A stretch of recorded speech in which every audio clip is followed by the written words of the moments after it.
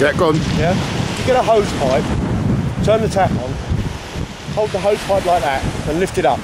And as you lift it up from like 10 degrees through 20 degrees, it slowly goes out further and further and further. Once you get it up to about 43, between 43 and 47 degrees is when it's at its furthest. Right, okay. Once you start going over 47 degrees, it starts coming back towards you. Yeah. So ideally, when you release your lead, you want to try and release it at an angle between 43 and 47 degrees. So it's got the natural climb. Yeah. And then the natural decline. Yeah, sure. So this is where you see that Henry Gilbey pose at the end, where he's trying to get that angle. On the angle of the angle. Bless old Henry. Yeah. Look, you've got to get the foot stomp as well at the end. Oh yeah, sorry. Right, I'm going to be standing quite close to Paul here, and he's going to try and take us through a little bit of the of how this all works. I think you can see there.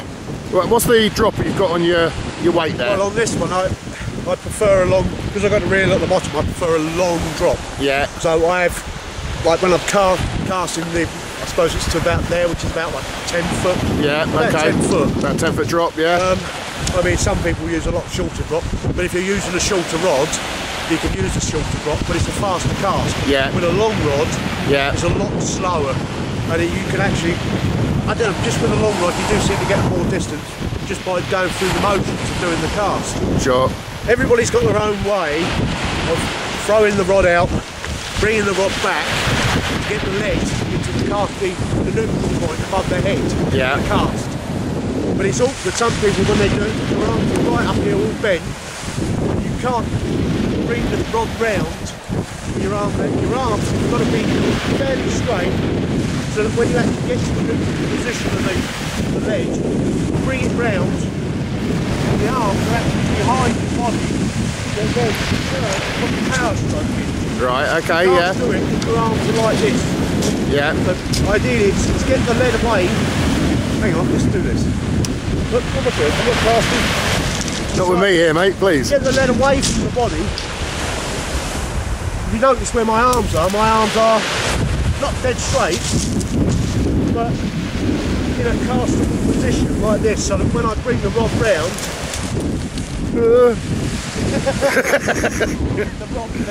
my arms are behind me, so when I put the power in at this point, yeah, you really forcing the rod over.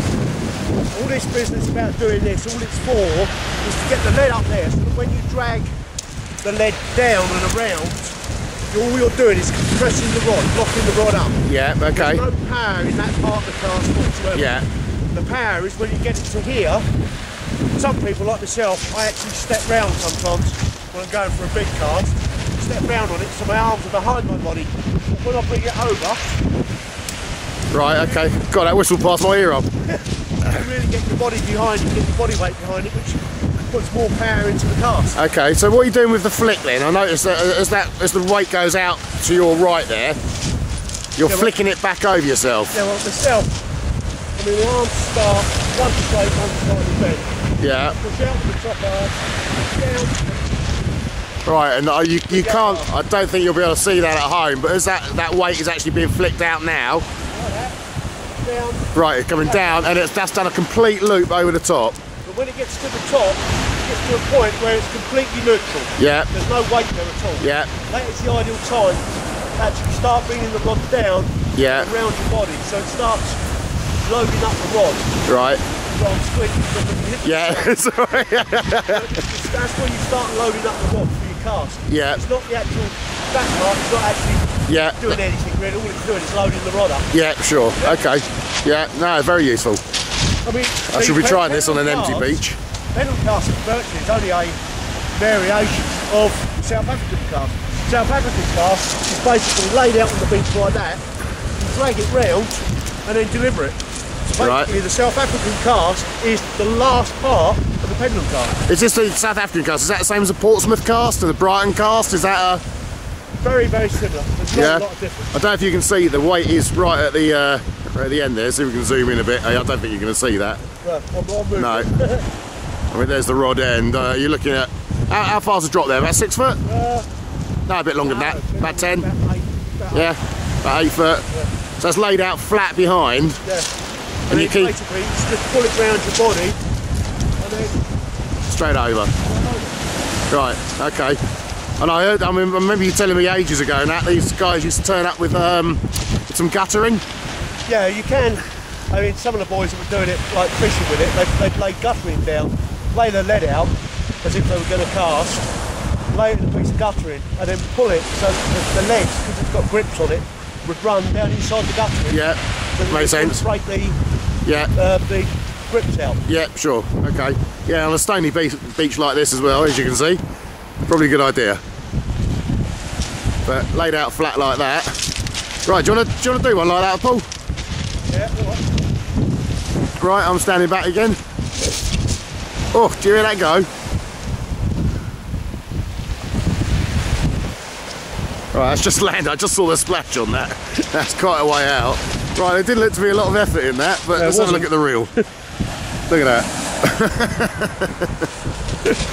Effective cast. He's got another one for us now. If you can see that down there, what's happened? Right, it's flicking out. And he's dropping down there. If you can just about see it. I think I can. I think I've got that. It's just a variation right. of the red clunk. Yeah. That whistled past me again. I mean, that's just right. Just flicking it out. That's just a flick. Again, that's, well, what do you got there? 130? 130, 140, something like that. Yeah. If you want the big fish, you've got to get the distance. Not all the time. Well, it's true. Yeah, we've got to go. I mean, there's a gully here just behind the Sovereign Centre, which is somewhere down that way. Oh, a bit of overfilm. Just behind the Sovereign Centre, swimming pool there and that. Just out here, around about there somewhere, there's a little gully, I believe, and the cod and the bass run through there. Yeah, that's well, that area there. They call it the Green Path. Green Path, right. So if you're ever down in Eastbourne, get behind the Green Path. And I'll show you just right down the very, very end there. That is Eastbourne Sanitation Works, or commonly called around here Fort Pooh. That's quite a popular place actually behind there. Being southwesterly, predominant wind, so it's blowing from my right to left, as we've got today. And a lot of people fish fairly near that. You may think it's not the best place to fish, but actually there can be quite good fish down there. Yeah, it's got a lot of tide down there. A lot of tide, so it runs, so the fish are down there. And just behind that is actually the Sovereign Harbour. You've got the main gate there, going into the outer harbour. There's Fort Fun. You want to come down, bring the kids, go fishing, leave them in Fort Fun for a day, you'll be quite happy. That's the outfall Prince's Park. As kids, we used to fish off of there. It used to be a little bit longer. You get a lot of fresh water come out of there, and you get it during the summer. Right. A lot of mullet. A lot of mullet. Yeah. That's a good fun there. Show us that again, Paul. Right, hang on. Start from the beginning. Right, so you got your rod. Push it out. Out. Top one down, and it's all right. done. With this hand here. This hand goes up and down. Yeah. Right, push it out. The lead reaches its distance. That's it. And then we'll go right up there. Right, so it's flick out. So, come back. So swing out. Push down. Right, that weight's on the loop. Right, okay. Yeah, that's all it is. So as soon as that weight is right at its peak, if you like. Yeah, well, when you basically, once you get used to doing this, you feel weight, no weight at all. Yeah. It's when it gets to that very top bit, yeah. When it loses all its weight, that's when you can pick it up. Right, okay. You pick it up beforehand, you snatch, and the rod tip, you don't load the rod tip up. Yeah. So as soon as it's light. That dead point, yeah. Pick it up then the weight comes onto the rod tip slowly, dead. Whereas if you pick it up too early, you've still got weight on the rod when you're flicking, when the lead's travelling. Yeah. You don't load the rod up properly, same right. It's dropping, you pick it up. Yeah, so you're trying to get all that potential energy into that rod tip as much as you can. But basically all you're doing with that business there and then pulling it round, as I said before, you're loading the rod up. Yeah. So it's actually putting the bend in it. Right. There's no power in it until you actually get the rod behind you to the point where you're going to tuck it over your shoulder. That's when you put the power in. Yeah. Yeah? Right, no, that's great. Well, I hope that's some useful tips. You got another one, haven't you? Yeah. A lot of people when they're pendant casting, when they start pulling it round, they start clipping the beach. Their immediate thing is to shorten the drop or speed up. The other way round. First off, if you keep clipping the beach, actually slow down. If you clip the beach, then go longer with your drop. But try and have a mark on your rod somewhere, a little bit of sticky tape or something, so you can drop the lead to the same point every time. Yeah. Keep clipping the beach, move that sticky bit a bit further down, and lengthen your drop by 8-10 inches. Right. And slow down. Yeah. Don't speed up, just slow down. Unless, of course, you've got a short rod. If you're doing it with a short rod, then it is a faster cast than a long rod. Yeah, sure. Yeah, because you've got to move that quicker. Yeah. Right. So you should have fun. Excellent.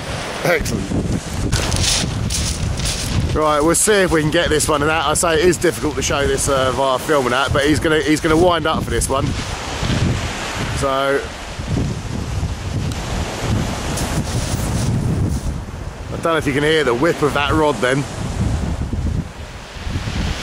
Is it a seagull?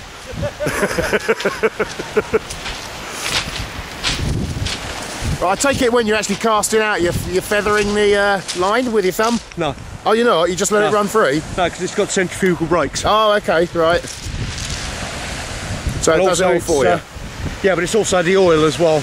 Right. If you've got to oil your bearings. Okay, what oil do you use in there then? Normally 3-in-1. Just 3-in-1, yeah? Yeah. I've heard some people using sewing machine oil and stuff like that. Yeah, you can do. It's extremely thin.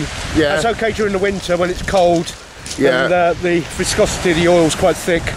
But during the summer months, you want a thicker oil, like the 3-in-1. Right, okay. Obviously, because of the warmth, Yeah. the oil then gets thinner, therefore less oil in the bearing. Right. It's like the oil actually acts as a slight brake, Yeah, okay. as well as having your centrifugal brakes. Yeah. Right, that's excellent. Okay, so you used to fish for England, was it? Yeah, I've fished a lot of competition for EFSA. I won the TVS Championship out in the Gran Canarias, and then I qualified again for the final again the following year. Fished for the Aqua Club. Won the All England many years ago. The list goes too on. many things to remember. Right, so okay, so I mean this speaks volumes. So if you need some fishing tips, leave us some comments. Just leave us some comments at the end of this video. I'll be in contact with Paul, and if he can do anything to help you, he will. So thanks for watching, guys.